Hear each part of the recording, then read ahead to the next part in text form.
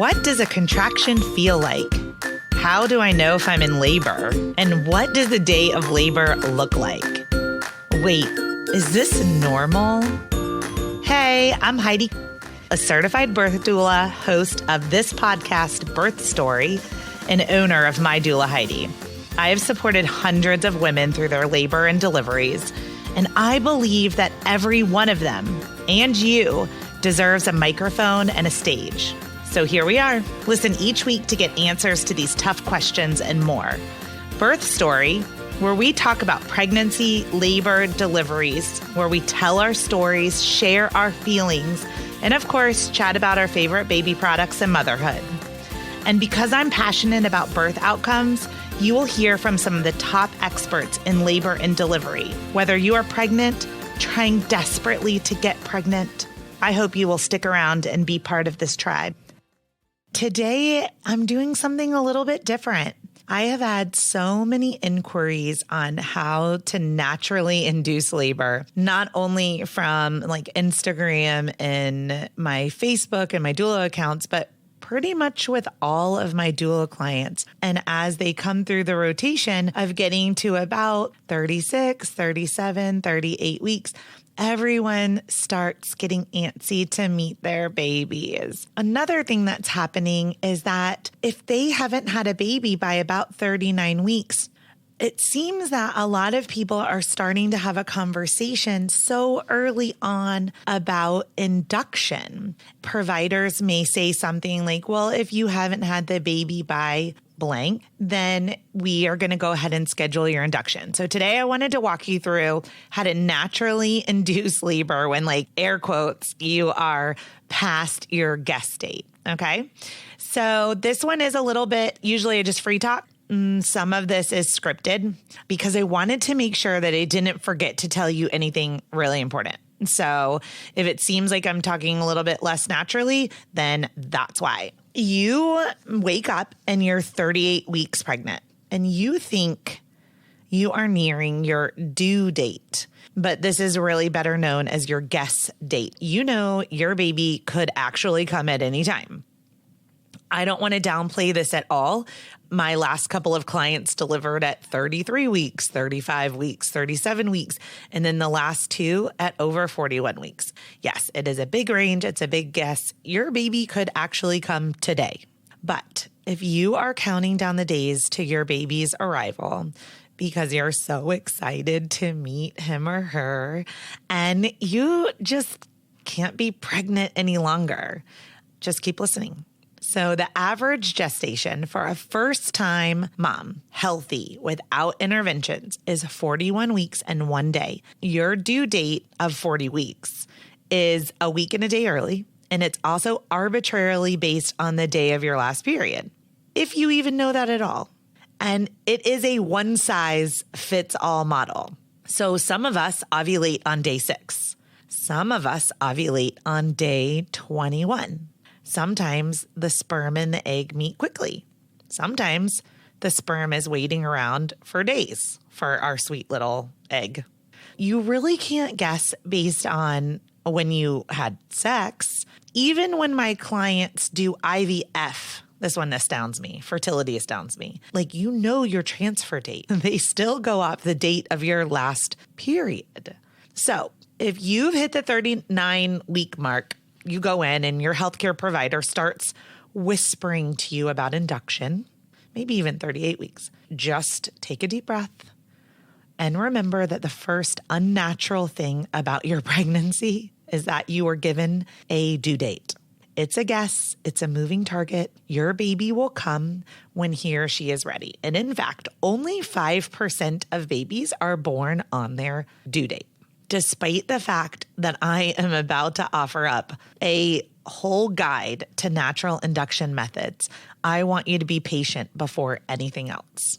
I also want to let you know that everything I'm going to review on this podcast today is going to be available for free for download on my website, birthstory.com. I definitely want you to sign up for this guide. Put your pen and paper down. If you're driving, don't worry about it. You can later go to birthstory.com and you can sign up to download this free guide. It is so important to me that you have this guide because it seems to be the number one thing that people are asking about right now. So just be patient. Feel those kicks. Sit down and enjoy these last moments of being with your baby. It is about to be over. And I promise you, you will actually be a little bit sad when your pregnancy ends and that cord is cut. I know it's really hard to believe that right now as you're like rubbing your aching back and you're propping your swollen feet up and you're done. You are done being pregnant. I get it. If you have been listening to this podcast, then you have heard that I gestated until 43 weeks. I know exactly what it's like to be done being pregnant. As your virtual doula, I want you to relax. But if they're planning your induction and it's the best thing for you and your baby and your healthcare providers have discussed it, then, I don't really see a reason to not try a lot of these natural induction methods. Or if it just seems like things just aren't getting going, I'm not going to offer anything that has not been proven to be safe for you and your baby. Many of these things are just traditions and old midwives' tales that we pass down. Some of them have clinical research behind them. Some of them are anecdotal. Please bear in mind, I am not a doctor. I am not a midwife. I am not a healthcare provider. I have been a doula at the time of this recording for 15 years and am going off of my experience and my research and my training. So I have personally done every single method that I am recommending. So the number one thing that I learned is start early in the morning because no one wants to jumpstart labor at night. Your natural labor is likely going to kick in at night. So we want to do some things to prime it during the day when you have energy. Put your pens down. This is going to be a downloadable free guide on birthstory.com. Number one, make labor oil. So what is labor oil? It's a half a bottle of almond oil, a half a bottle of castor oil, and 10 to 20 drops of clary sage, 10 to 20 drops of lavender essential oil. So you're going to shake that up, and then you'll just kind of put a few drops over your belly and rub it into your belly. You'll wrap your belly with saran wrap, and then you can add a heating pad on low heat for about 15 minutes. Now, this recipe is compliments of my doula mentor, Molly Patterson in Eugene, Oregon. I could just say, raise your hand if you use the labor oil effectively, and hundreds of hands are going to go up. So the labor oil it feels good. It's very relaxing. It smells delicious. And I believe it works. Number two, nipple stimulation. So you want to hook up your breast pump or get intimate with your partner. So about 15 minutes at a time, several times a day.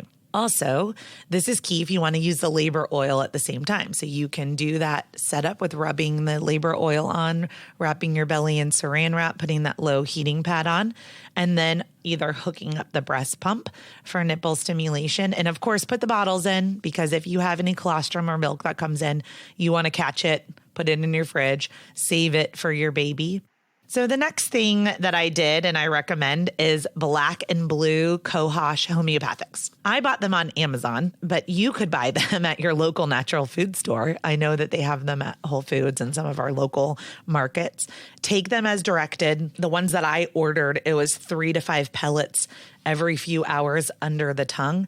It is going to depend on what you buy from your store or Amazon. So read the directions, do it that way. But black and blue Cohosh are often used together throughout labor. So blue Cohosh is a plant. This is where this podcast gets really funny because I'm not an herbalist, but Calophyllum thalassotoroides. I mean, I just hope everyone's laughing. I have no idea, but blue cohosh is a plant. Black cohosh is equally painful to try to pronounce, but black cohosh is also a plant.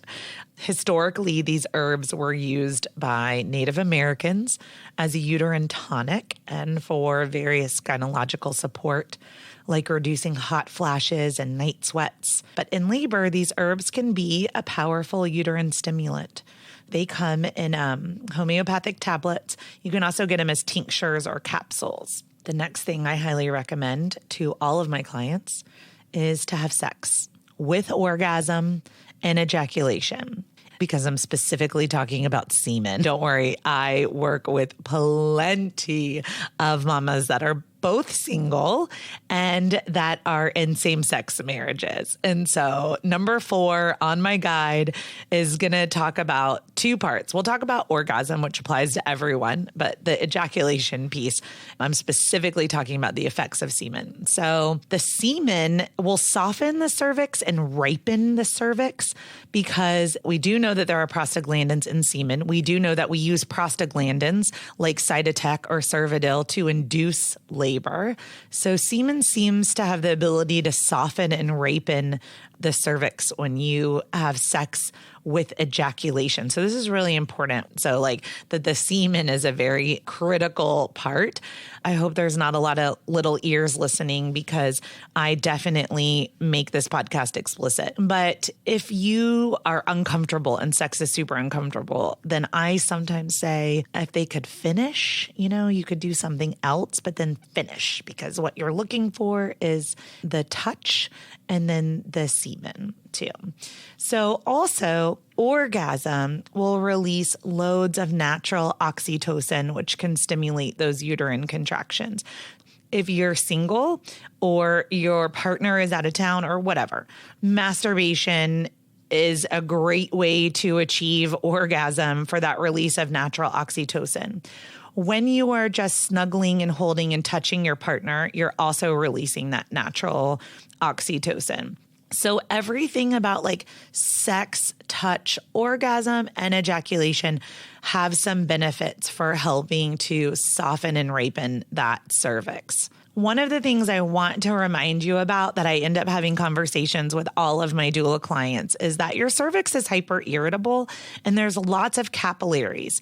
And so penetration can irritate your cervix and also burst open those capillaries. So it is possible that you may spot after you have sex. It's very important to notice the difference between like spotting and bleeding. If you are just spotting a little bit after sex, it's likely that your cervix is just a little hyper irritable. It also might be because it's softening and opening and those capillaries are bursting open. I do not recommend having sex after your membranes or your amniotic sac is ruptured because of the risk of infection. Specifically talking about this topic, if you are interested in more evidence-based research, I am a huge fan of evidence-based birth. You can go to evidence-based birth, and I'll link to it in the show notes. Now we're going to take a short break to just share a few things with you, and we'll be right back. Hey, everybody. Thanks for listening. I've got a really cool opportunity for you to hear your name on the Birth Story podcast, and that is by writing a review. So I was hoping that you might push pause right now, scroll down on your podcast app, hit a 5-star, and then click the write a review. Just a few sentences can mean everything. So let's listen to a couple. The first review comes from Chelsea0010. I am 17 years old and I really love this podcast. Being Black American, it often feels like there are certain things that we just aren't going to have. And one of those things are an easy birth. Making an episode about it was something I would have never expected. And I loved it so much. I'm not looking to have a baby anytime soon, but I love children. This podcast is very informative, and it helps take away any fears and misconceptions that a curious teen may have about birth. It is good to be informed, and this is a great way to feel a part of the conversation instead of just reading random articles online. Chelsea, thank you so much. I also got one from Anna Cherie. Thank you so much, Heidi, for taking the time and effort to interview these sweet women and discuss so many different topics in the birth community. I am a young student midwife, and I've really enjoyed learning through your passion to equip women with knowledge about the way God made their bodies. It has made me so excited to be part of supporting women because of the care you take in fleshing out all the kinds of fears and misunderstandings around the joy of birth and motherhood. That is awesome, Anna Cherie. Thank you so much. And I also wanted to shout out to RCF HMM. She covers a variety of topics pertaining to birth and is entertaining. I always learn something new. Well, RCF HMM, I always learn something from these women sharing their stories too. Thank you for leaving a review. And on next week's episode, you might hear your own name if you take just a quick minute to write me a review. Hey guys, if you're enjoying this podcast, then I need your help to spread the word. If you know anyone who is pregnant, is trying to become pregnant, or just loves a good birth story, if you could send them to iTunes or Stitcher or Spotify or SoundCloud, wherever they listen to their podcasts, and ask them to subscribe to the Birth Story podcast. So number 5, getting a prenatal massage. All of my clients are sent for an induction massage at the end of their pregnancies. I want to spoil them. The oxytocin from that touch can really jumpstart uterine contractions. It's just much needed relaxation and softening of the muscle tension. Number 6 is chiropractic adjustment. Do it. I believe in it. This is a critical factor in achieving your best birthing experience. It opens up your pelvis. It helps make sure everything's in alignment, and it promotes an easier and faster labor. Your chiropractor really helps balance the pelvis. It just really, there's a lot of unnecessary tension in your ligaments and muscles when you're pregnant, even just from sleeping in weird positions. And it just kind of like lends that helping hand to get the baby in a proper birthing position. So when your baby is in a better position and your body is in a better alignment and position, your ability to give birth naturally is increased. Number 7 on my list is acupuncture. The data shows that there's no adverse effects to mom or baby. Acupuncture is amazing. And I went religiously to this amazing woman named Kristen. Acupuncture is part of Eastern medicine. It really just targets certain points on the body that will naturally prepare it for labor, including prostaglandins, which again, we talked about soften that cervix, and oxytocin that trigger the contraction. So when you have the natural release of these hormones, labor can gradually onset and can typically lead to a smoother, less painful delivery. I'll just give you like a quick overview of what it looks like. I mean, you go in and there's like, Zen music and like waterfall and twinkly lights. But it's these very thin needles that penetrate the skin. And in Chinese medicine, this acupuncture is linked to the belief that the disruption of labor or even diseases, things are caused when the flow of energy in the body is disturbed. So acupuncture will stimulate those points on or under the skin called acupuncture points or acupressure points to try to release this key. When I was experiencing acupuncture to try to induce labor, I felt like I was getting a massage, even though no one was touching me after the needles were in. The baby became very, very active. It was really, really cool. And I just remember that she was taking my pulse on my left and my right. And I just remember her saying your body's not ready. And it wasn't. So number 8 on my list is walking, and specifically the Miles Circuit. So have you ever heard of it? So the Miles Circuit was developed by 2 doulas to help position your baby in the ideal LOA position, which is left occiput anterior. And that is basically where your baby is head down, kind of facing down on the left side. This is the ideal laboring and birthing position. It is a labor set that is exceptionally powerful to help regulate or speed up an erratic or slow labor. You can go to milescircuit.com to learn how to use the Miles Circuit during your birthing. Just a quick reminder again, this entire guide is free, downloadable at birthstory.com. Number 9 on my list is inserting evening Primrose vaginally. You can even start doing this around most of my clients probably start around 36 weeks. You might be able to warp your arm around your belly and shove it up there yourself. If you are single, you can get creative.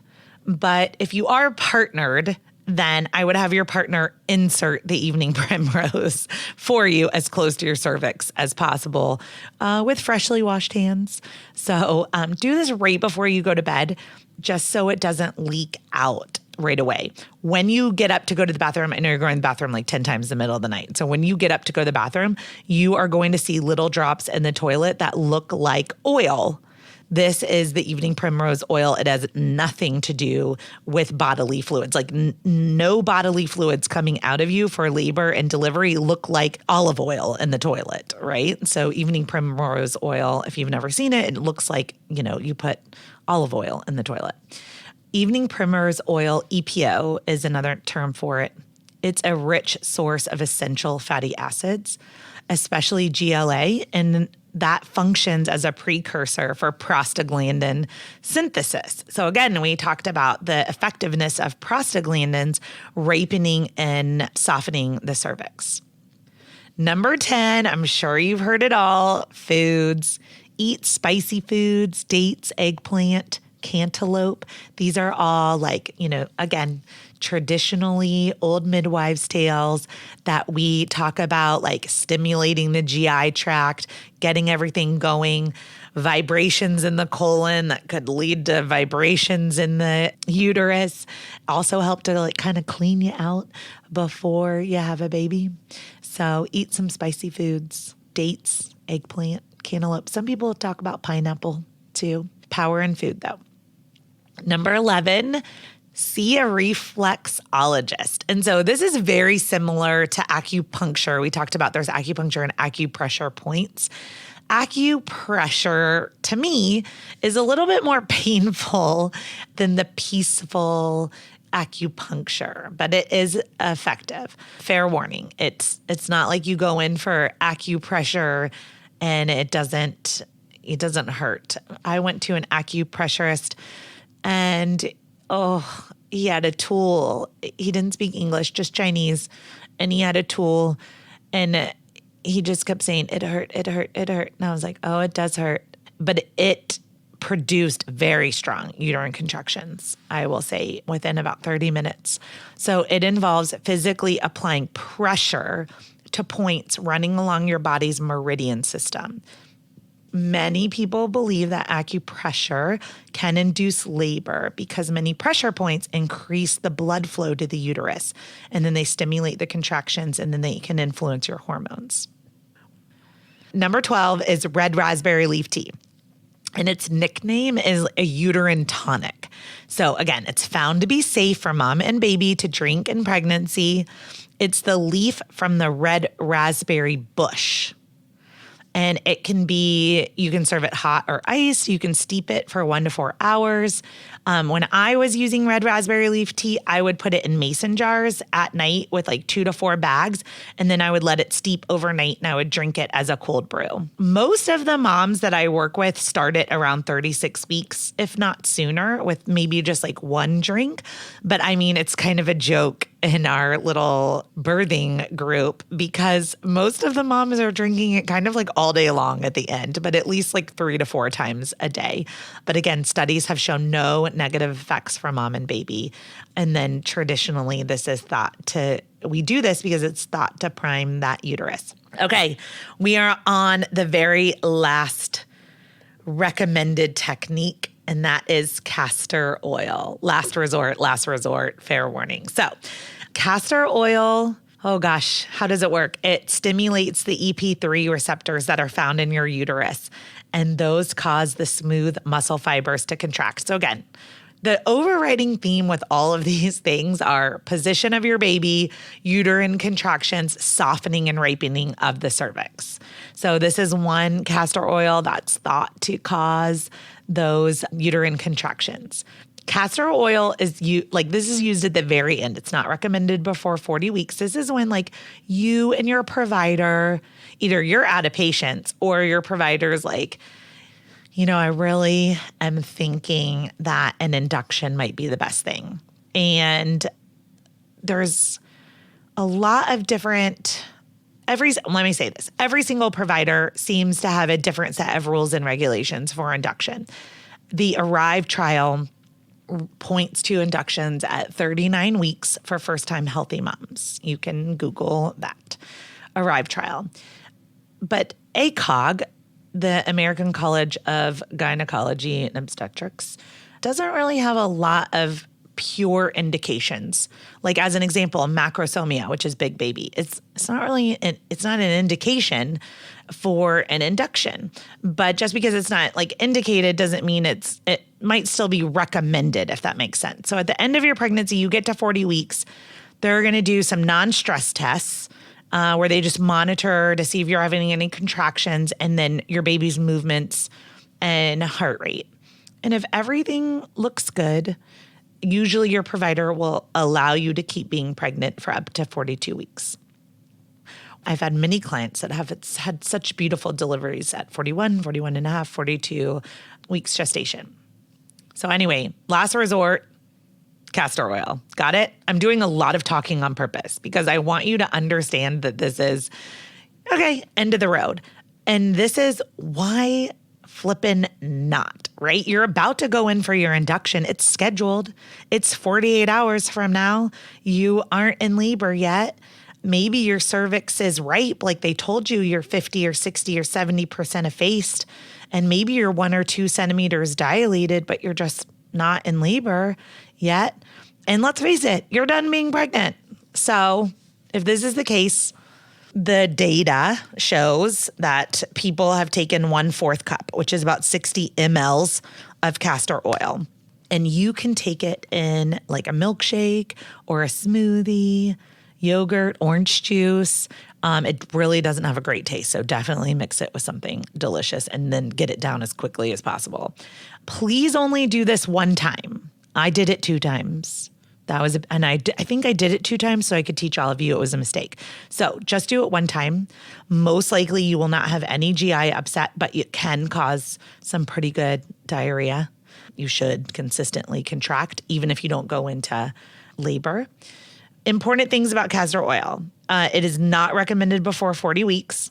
And it's not recommended if you've had a previous uterine surgery, like a cesarean. So if you're going for like a VBAC, then ignore this one. If you've had like fibroids or, any kind of uterine surgery where there's scarring, then erase this from your mind. This castor oil is a first-time healthy mom or a third-time healthy mom, whatever it is, multiparous mom that has not had a previous uterine surgery. Got it? Mix it with something. And even though it was studied at 1/4 cup and 60 mLs, I still think that's kind of a lot. Maybe start with 1/8 cup and see how your body tolerates it. And then you can, do the other 1/8 cup. The other things that I really believe in and that I coach my clients on at the end to have patience and relaxation are drinking a glass of wine. And by a glass of wine, I mean 4 ounces. So just something to relax you. Getting into the bathtub and relaxing at night with hypnoanesthesia from Hypnobirthing. My favorite is Melissa Spilstead, Surge of the Sea. And when I was hypnobirthing my babies, she just covered me in hypnoanesthesia very easily. If you are scheduled for an induction, it is okay. I am the first one to tell you that I elected, raised my hand for an induction with my second baby, and I achieved a wonderful all-natural childbirth with just a little bit of Pitocin. I have been with many moms that have had such beautiful births with an induction. Don't be afraid of it. if it is happening, right, and the safest thing for you and your baby is an induction, then I want to give you all of the peace and power that it is and can be still a beautiful experience. So thank you guys for joining me today from this variation from Birth Stories to talk about natural induction methods. And everything that I discussed today is available for you. I made it for you. I put it together for you because I want to help you and empower you. I want you to be at peace. And I want you to have tools that are safe for you and your baby that are natural. I have this entire guide to natural induction methods for you for free. I can't wait to put it in your hands. I hope you have a beautiful and wonderful birth. And when you do, write into me at hello@birthstory.com so that we might be able to share it on the podcast.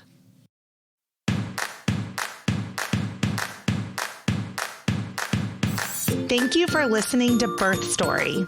My goal is you will walk away from each episode with a clear picture of how labor and delivery might go, and that you will feel empowered by the end of your pregnancy to speak up, plan and prepare for the birth you want, no matter what that looks like.